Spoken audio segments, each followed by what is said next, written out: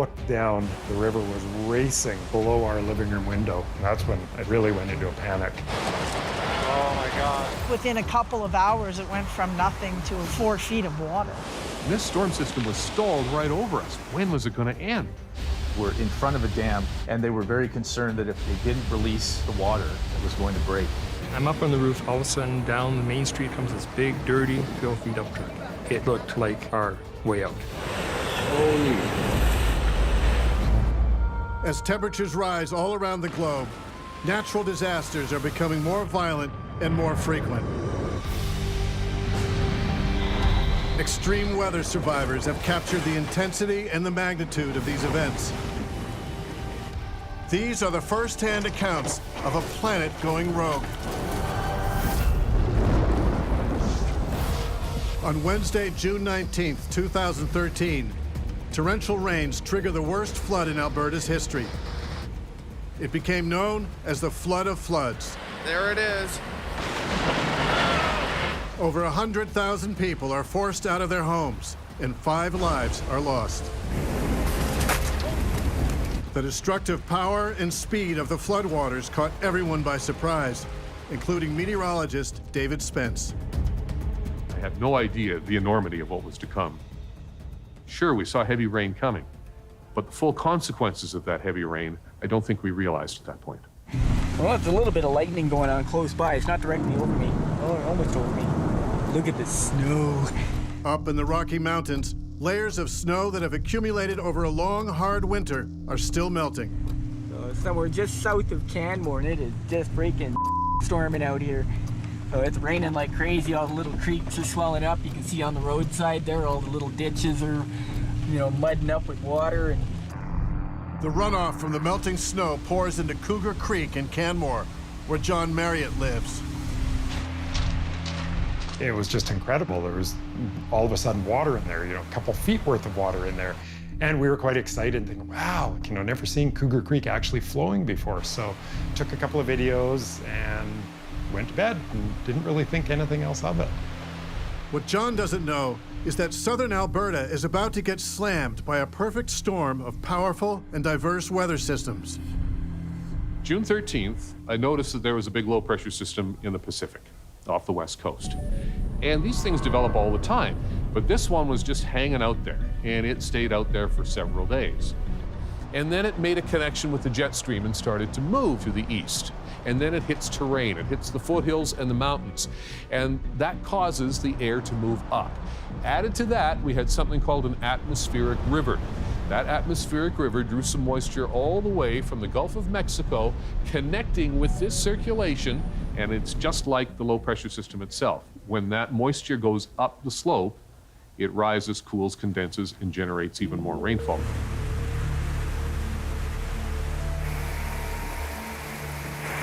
Good morning, Rob Murray here. A local state of emergency has been declared in Canmore.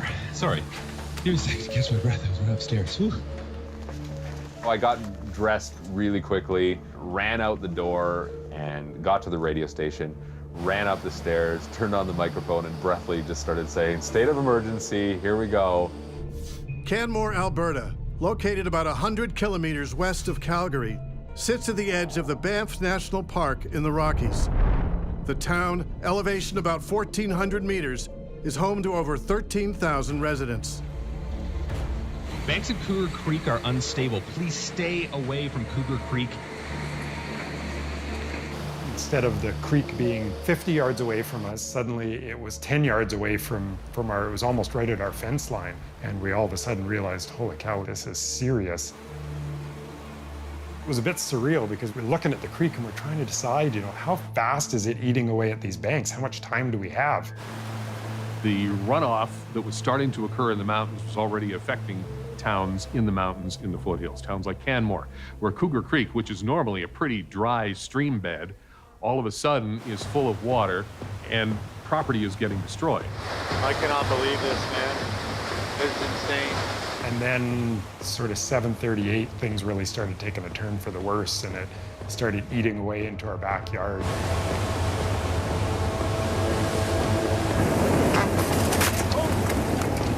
I put in a call to my insurance company, at 8 a.m. They phoned me back at 8:01, as soon as they opened, and said, "You're actually not covered under insurance." This is unbelievable devastation. I cannot believe it. These houses are all screwed. I remember this moment. I walked into my living room and I looked down, and right below me, the river was racing, literally below our living room window. And I thought, I got to get out of here.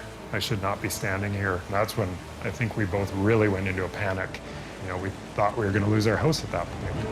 And I just turned around and walked straight out of the house. Our planet is in turmoil, and I'm watching it with my own eye. Like, this is a 100-year flood. This stuff doesn't happen. This is just unbelievable. I cannot believe it. It is flowing like crazy. There is some major erosion on the banks. And wow, I've never seen it flowing like this before. So again, town of Canmore has declared a state of local emergency. The first call I made was to my wife, like, you have to leave. You have to go now. Pack up a bag, get the dog, the cat, our 2-year-old child at the time, and just go. It was absolutely pouring rain. Not only was Cougar Creek flowing, but pretty much any mountain creek around here were raging torrents that were carving a path of destruction through roads, highways, anything in their path. Highway 40 in Kananaskis closed in a couple of sections. North end of Kananaskis Village, another in the south end at Fortress Junction. Oh no, this is no good. I don't even think we can get into the town. Toronto-based Nick Savarna and his business partner Tim Rydell are driving to Banff for work. While we were near Canmore, we started to notice water going over the highway, torrential downpour. It was ripping down trees, bringing trees along the side, and it's actually going to wash it out. Doesn't look too good. Oh no. We came up to a wall of vehicles, and we were told to get off the highway because it was about to be washed out.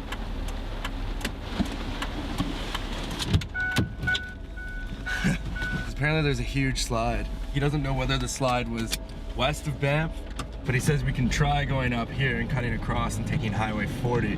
But he says it might be, it might be closed too. All the bridges are blown out. There's bulldozers in the creek beds trying to widen them so that the water has somewhere to funnel through. And there's still water literally just pumping out of these mountains like a broken faucet. Banff and Canmore are situated near the top of the Bow River Basin. The Bow River usually runs across the slopes of the Rockies, through Calgary, and drops down, running almost all the way to Medicine Hat. But now the water flow is growing so quickly, it's spilling over its banks and is beginning to destroy the Trans-Canada Highway, the main road connecting the communities of southern Alberta. The Trans-Canada currently closed both east and westbound at Cougar Creek. Town of Canmore has declared a state of local emergency. Hey, how do we get back to Calgary? At this point, you don't. The road's closed? Yeah. Oh. Yeah, at this point, we're kind of stuck, and we got a couple of washouts at this end we're working on, trying to clear it up, so at this point, you can't. So the only place basically we can go is back in there? Yeah. So at this point, we can neither go back to Calgary nor go on to Banff. Right now we're heading towards Cougar Creek. It's still raining very hard. It doesn't appear that it's going to stop anytime soon. This is the first natural disaster that I've experienced, and it was just really hard to feel stuck in one place. You're just under Mother Nature and under her will, and you just have to take it. The highways are washed out. People cannot get in or out of town. And we don't know how bad this is going to get. And that's exactly what David Spence is trying to predict. David Spence is in our Skywatch Weather Center. David, more rain on the way, but where does it stand right now? The heaviest rain still to come will be in the area that least needs it. So that would be the Canmore-Bow Valley region. But in the news broadcast, they can tell you what's happening and what has happened. It's my job to tell you what's going to happen. And when you have a weather event like this, and you know that you've already missed a lot of the impact by forecasting a third of the rain that's going to fall, You're concentrating really hard and working really hard to get it right and make sure the information from there on in is correct, accurate, saves property and saves lives. Before the Bow River monitoring gauges blew out, they recorded peak flow rates of about 1,000 cubic meters of water per second. Now the water is flowing into adjacent rivers, including the Highwood River. And that river just happens to take some of its twists and turns right through the town of High River. So water wants to flow in a straight line, but if your riverbank is turning, the water's going to go over the riverbank and into the town. This is an Alberta emergency alert. Highwood River has caused serious flooding in High River. If you are in the affected area, evacuate immediately. Oh my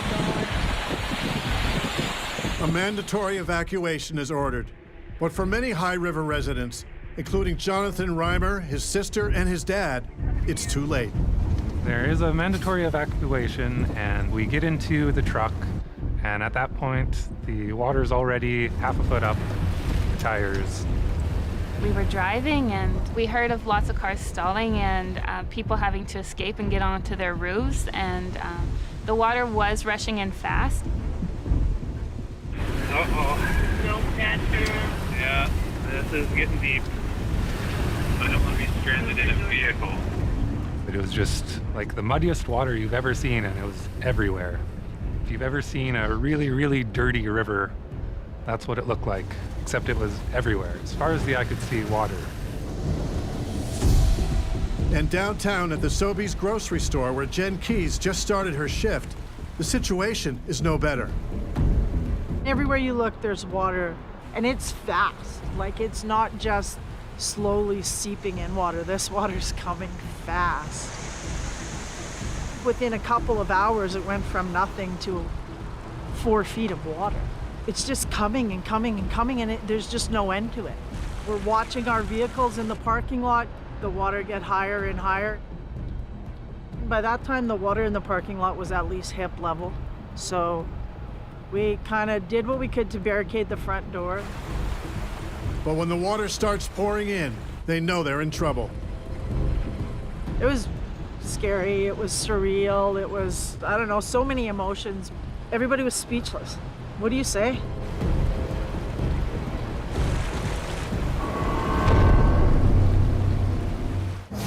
On June 20th, 2013, the flood of floods is turning large parts of southern Alberta into a disaster zone. This is unbelievable devastation. Overflowing rivers rush down the slopes of the Rockies, destroying critical infrastructure and thousands of homes. And for Jonathan Reimer and his family, there seems to be no way out of High River.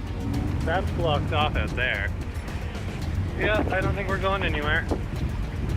By the time we were done driving in circles, it was another half foot up. It had risen for every minute we were out there, it had gone up another 2 or 3 centimeters. Yeah, I think we should turn back while we still can. As we were driving, none of us felt right to continue forward, and there were lots of other vehicles out there trying to get away, and it just didn't feel right that we would continue on, and so we turned around. Yeah, we're stuck.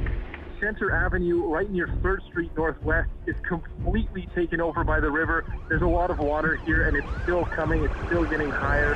Okay, if you're in High River, get out. Holy cow.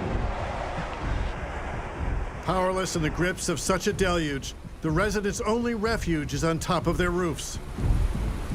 Water's pushing 4 feet up the doorway in each side coming through. I scrambled up the stairs, and now I'm up on the roof, and here we are standing now looking over the town that's completely gone. That is crazy.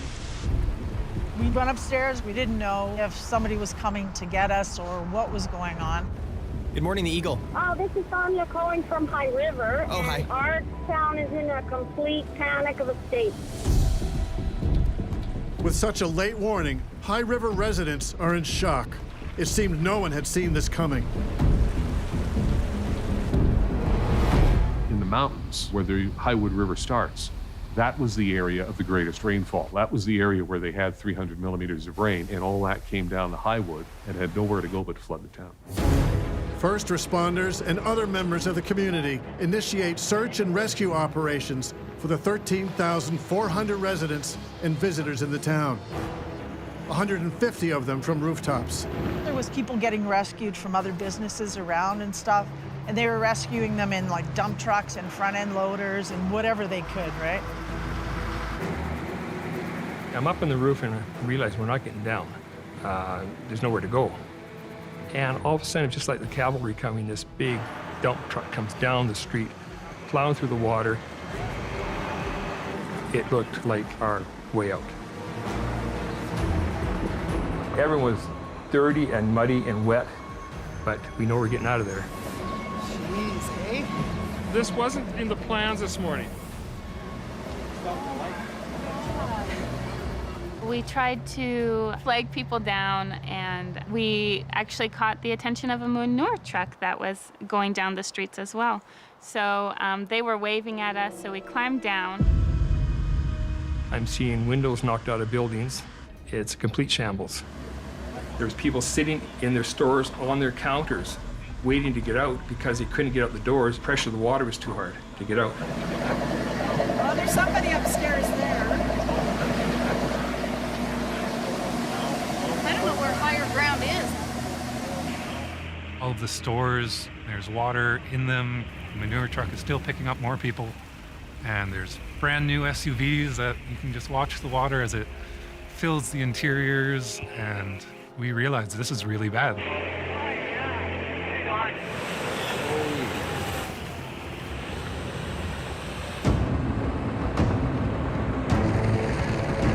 And then we heard helicopters.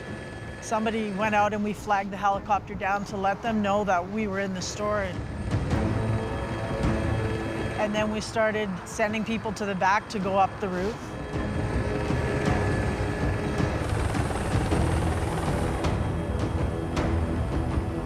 Well, I'm in the helicopter and I'm looking out the window and I see dirty water everywhere. That's all you see. And there's no definition. I don't see vehicles. I'm not seeing roads. I don't see sidewalks. I don't see parks. I just see, everywhere I look, I just see water. And I see water rushing where water shouldn't be.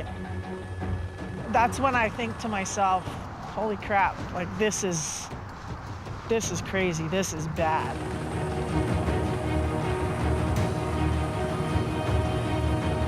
But it was about to get a lot worse. People were losing their property, people were losing their homes to flooding, some people had lost their lives by this point. When was it going to end? When the low-pressure system that originated in the Pacific moved into northern Montana and up into southern Alberta, it was blocked by a high-pressure system to the north. Meteorologists call this phenomenon a Rex block. It just kept dumping moisture, tons of moisture on southern Alberta. I mean, this storm system was stalled right over us. When was it going to move out? This is when I first realized the rain is not going to stop anytime soon, and that this flood is going to intensify, and then it was going to get a lot worse before it gets better. I knew, you know, this is more than a Canmore story. This is going to be a Calgary story as well, because these rivers do flow fast, and it wasn't going to take very long for the floodwaters that were in Canmore to reach Calgary. Calgary is one of Canada's largest cities. Once nicknamed Cowtown by cattle farmers and cowpokes, Calgary exploded during the oil boom of the 1970s. Today, Calgary is a cosmopolitan city of skyscrapers and industry, with a population of over 1 million. But Cowtown still celebrates its roots every July with the massive Calgary Stampede. Downtown is a very low-lying area. We have Mission District, the Stampede grounds, all very close to the Elbow River. Now, many of the people living in those areas had also been through earlier flooding. There was a flood in 2005. And I was hoping they weren't thinking this was going to be another 2005, because this was going to be much worse. The flood of 2005 destroyed 40,000 homes in the city, and this was expected to be worse. The water coming under the Bow River Bridge is rising pretty high right now. Soon this will be all underwater. Yeah, it's insane. On June 20th, 2013, Alberta's superflood devastated 1/4 of the province. These houses are all screwed. Torrential rains, melting snow, and overflowing rivers forced southern Alberta to declare a state of local emergency in 9 different localities. And as a raging river of angry floodwaters rushes towards Calgary, John Marriott in Canmore wonders if his house will survive. We are going to stay here. We feel it's safer for us here than going downtown and being just part of the chaos down there. You know, it kind of also allowed us to keep watch on our house a bit, which we were concerned about. We kind of wanted to be there if it went. It's still raining, and I can still sort of see through the cracks between the houses that the river's still going pretty strongly, and it's right against this side, running up against all of our houses. We were able to get some news out to people, both family and friends. A person up the street ended up getting us to go up to their house, and we went up there and took some stuff out of their safe that they did not want to lose. Back to our top story now. In major flooding across southern Alberta tonight, mandatory evacuations in some communities. David Spence standing by in our Skywatch Weather Center. By the time we got to the 5 o'clock broadcast, we had reports coming in from all over southern Alberta. If you are in this area, you're in for a lot more rainfall. The rainfall warning's still in effect.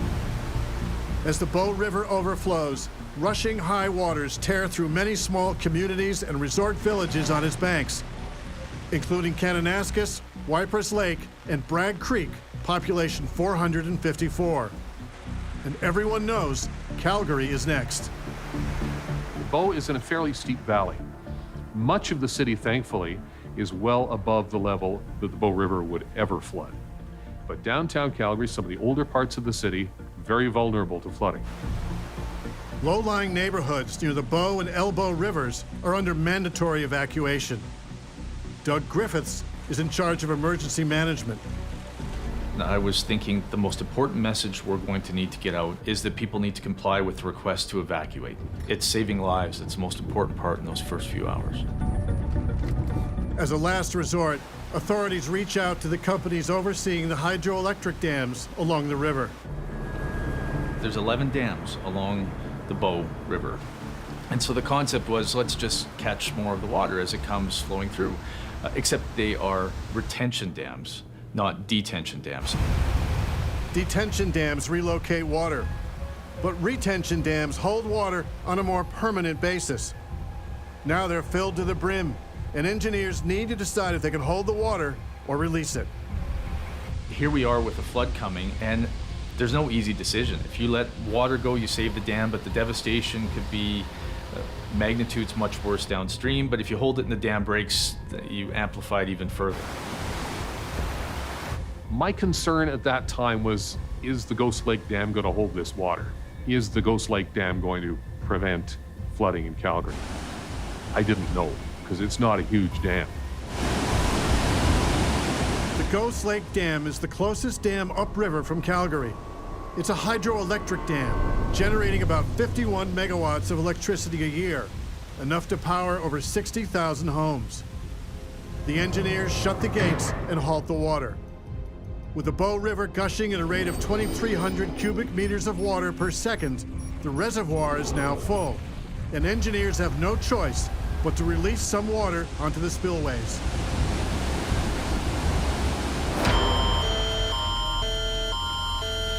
This is an Alberta emergency alert. City of Calgary has issued an overland flood alert. This is a mandatory evacuation. Evacuate immediately. In Calgary, Colleen Baird is not taking any chances. They're saying it's going to happen. The water will rise and cover a good part of the island, and we need to start moving animals. The Calgary Zoo was built on an island in the middle of the river, and its many residents include large mammals and dangerous predators. We had tiger cubs, we had a mom, and then another male, so we had lots of tigers. So our vet team had to come down and start to anesthetize 6 tigers, and it takes time. We had, lions, we have snow leopards, and so we had to immobilize a lot of large cats on that day. We have to find crates. We have to catch animals. We need nets. We need X amount of crates for these species. We need so many crates over here. And as the day was happening, it was going so fast. And I was like, oh my goodness, this is gonna take us way longer than I thought. As night falls over the province, Colleen is still moving her animals to safety. Just past 1 in the morning, she finally gets a chance to take a brief nap. I'm sleeping on my cot, and the phone rang. It was our facilities director, and he said, Colleen, what does it look like out there? I get outside, and I see, for the first time, water, and a lot of water. And while they moved as many animals off the island as they could, some are still in their enclosures. We went to the building where the giraffe and hippos are being kept, and I noticed that the window's broken below the water. And I was like, oh my goodness, a hippo could escape here. A hippo could leave this building and come and share the same space where I am in this boat. A massive and unrelenting rainfall has swollen the rivers and creeks of southern Alberta. Torrential runoffs from the Rocky Mountains submerged small towns along the Bow River.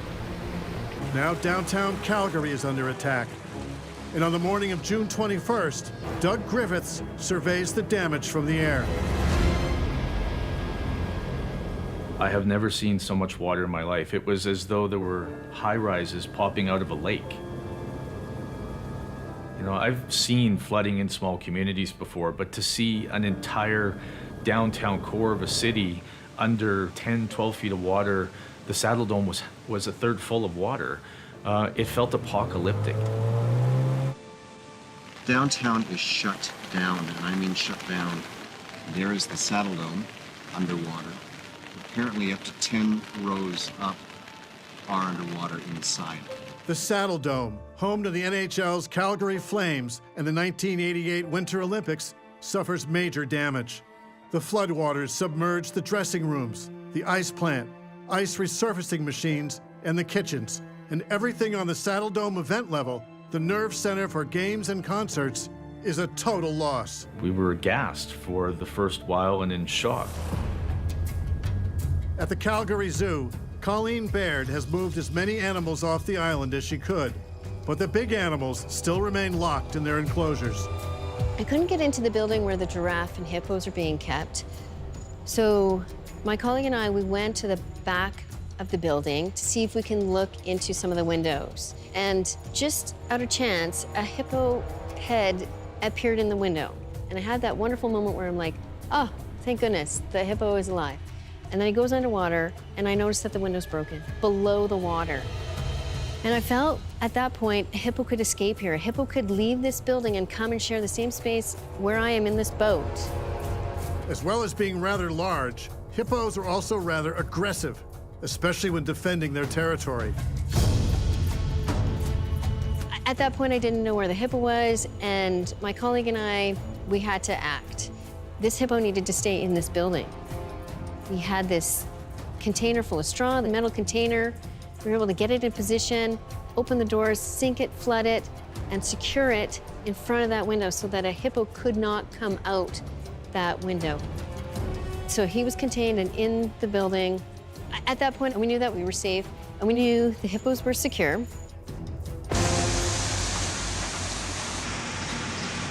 "26 Calgary neighborhoods are under mandatory evacuation. But a few good neighbors are staying behind and volunteering to help.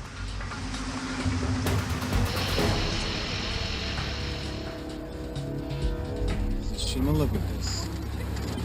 It's okay, we should just go. Roham Palavan and his wife patrol the Rideau community.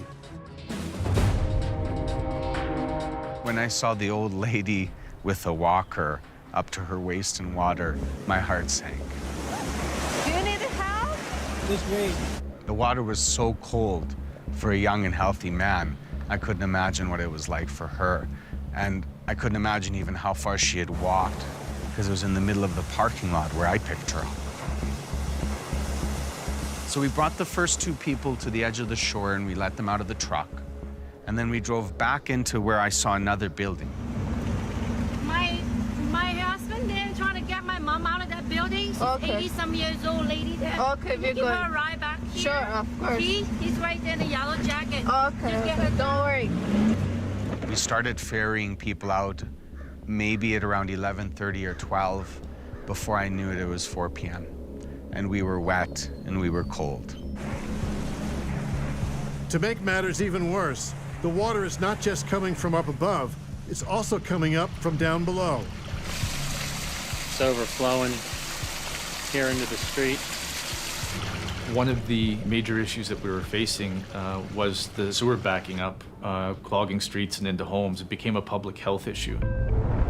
Every city's set up in a very similar way. The sewer water gets cleaned, it gets drained into the river, but when the river fills up because of the flood, it backs up, and then it's got nowhere to go, and you combine that with the stormwater coming into the stormwater system, and it meets in the middle and creates massive pressure. And you wind up with a situation where we had actually heard of manhole covers just flipping off like dimes because the pressure was so great. Millions of gallons of sewage. That is raw sewage. It stinks. Kit Kaiser experienced the full destructive power of the water when he checked on his grandparents' house. The first part was getting into the house, just getting the door open. Everything's warped at that point, and you're trying to push in, and there's water inside the house. But then you walk inside, and everything that's not attached is moved, and the big countertop, it was flipped over and tossed on the floor. Nice layer of mud everywhere. But it's up. The flow of water is unstoppable, and all the authorities can do is to give residents advance notice of the impending disaster. There was no way we were going to be able to stop the water that day. Getting people to safety was the most important aspect, and it was for those that afternoon that were flooding, but also to give advance warning to the communities downriver that the flood was still coming to hit. Look at this, it is an ocean. It is an ocean. It is an ocean. Dad, get off this bridge. Yeah, hurry. Downstream from Calgary at the bottom of the Bow River Basin, the people of Medicine Hat know they're sitting directly in the path of the oncoming flood. And many people, like Damien Voisin, prepare for the worst. Just the community getting together. I'm sorry the video's shaky. That's my hands shaking.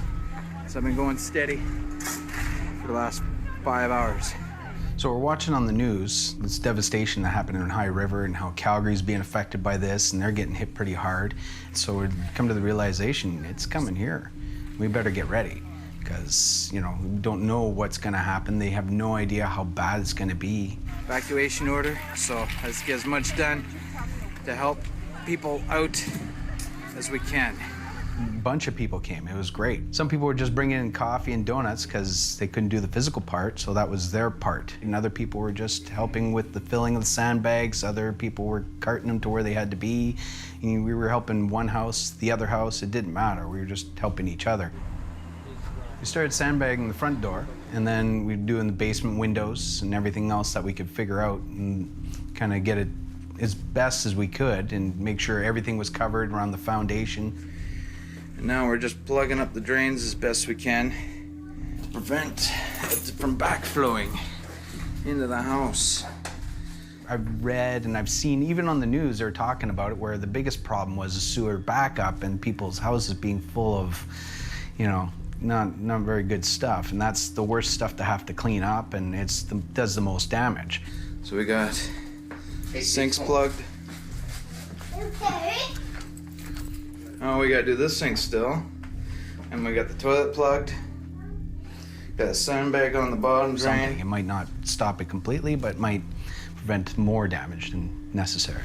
Hopefully, this will be enough. If it's not enough, then I don't know what to say. I don't even want to think about it. With the floodwaters speeding towards Medicine Hat, Damien can only hope his work is not in vain.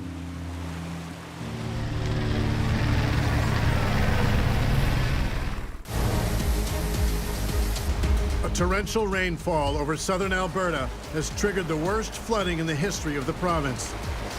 Our planet is in turmoil. Like, this is a 100-year flood. This is just unbelievable. I cannot believe it. But there's no denying it. This flood is a dangerous killer. Under mandatory evacuation, thousands have already fled their homes, and the floodwaters continue to rise. Holy cow. Look at this. It is an ocean. Dad, get off this bridge. Yeah, hurry. With homes and now critical infrastructure at risk, Doug Griffiths, the Minister of Municipal Affairs in Alberta, calls for reinforcements. We had the Army who had joined us with 2,200 troops. We had the Alberta Sheriff's Department and the RCMP coordinating for search and rescue. We had a massive amount of personnel had come together from all sorts of emergency services across the province, which made the rescue efforts very successful. Helicopters are dispatched, including a Lockheed C-130 Hercules, to help evacuate people stranded by the floodwaters. Emergency operations are in full force when meteorologist David Spence realizes there's a break in the weather system. At that point, we started to see the storm starting to move. So not only were we able to go on the air and give people the information they needed, we also gave them the information they wanted to hear, which was that the storm was finally going to pull out. Well, the news from the Skywatch Weather Center is all good this morning. All the warnings have ended, not only in Alberta, but in all of Canada. There are no weather warnings. So it was kind of a cathartic situation that we were finally able to say, hey, this thing's winding down. This thing's coming to an end. Under sunny skies in Canmore, Nicholas Savarna and his business partner Tim Rydell are on the move. They got a tip that one side of the Trans-Canada Highway had been opened, and local police were providing escorts for a few small groups of vehicles headed towards Calgary. Woo! Are we going home? Yep. Man, what luck! What luck! All right, here we go. Here we go. Being able to get on that highway and be escorted out of the mountains towards Calgary, we're jumping for joy. We're slapping the steering wheel. We're excited. It was just pure happiness at this point and relief.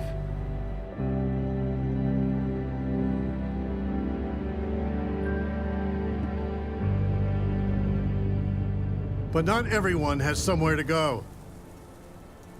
When the Bow River spilled its banks, several large Siksika First Nation communities an hour east of Calgary were devastated.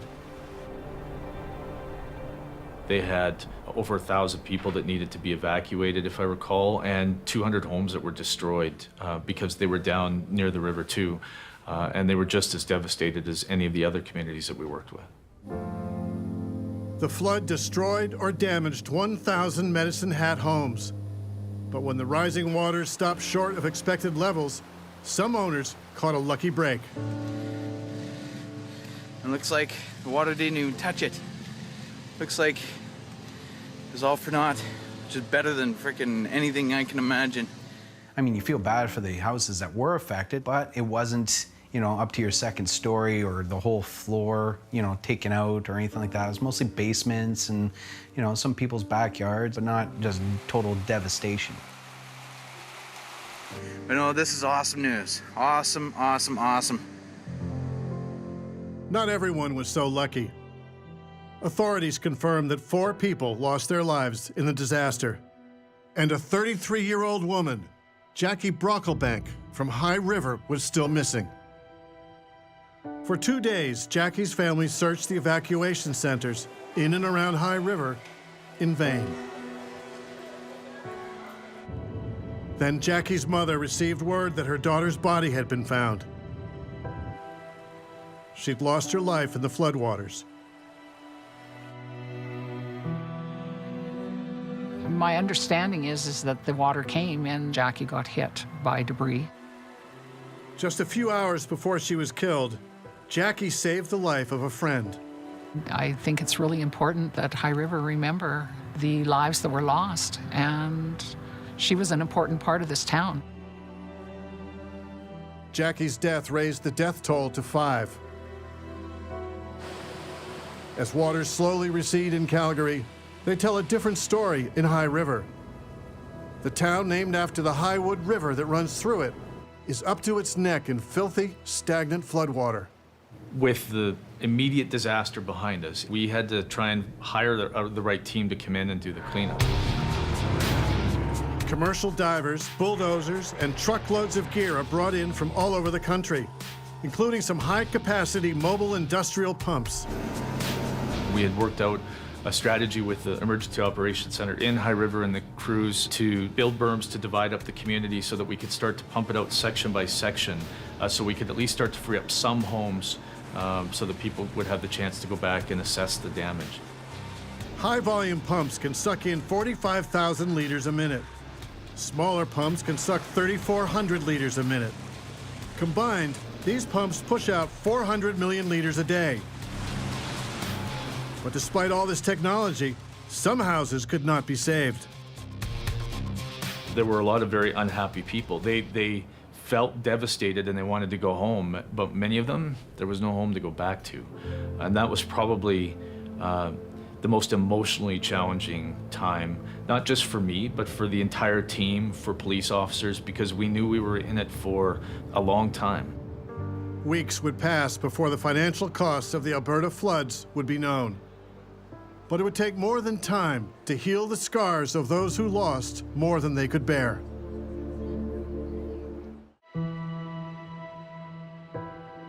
Two weeks after the worst flood in Alberta's history, some residents are allowed to return home. And John Reimer and his family are among the first to return to High River. Everything is caked in layers and layers of mud. The railroad running beside the road, it had been pushed over by the force of the water and was now a fence. We head up the stairs to our house, open the door. First thing we notice is the stench. It smells like sewage and dirt and rotting meat. We had 2 fridges, one downstairs, one upstairs, and our freezer. We have to empty them out. We get to work right away. We're hauling things out. We rip out the carpet as soon as we can. And so we start tearing down. The ceiling was completely waterlogged because it had all evaporated. The government of Alberta declared the flood of 2013 to be the worst in the history of the province. And a lot of these people were not covered by insurance.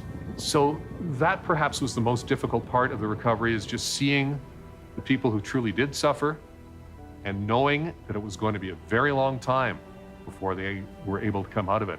And I'm not sure everybody's come out of it all these years later. It became known as the Flood of Floods. Over 100,000 people were forced from their homes. From the city of Calgary to the suburbs and the small towns across the southern reaches of the province, the floodwaters upended, damaged, or destroyed almost everything they touched.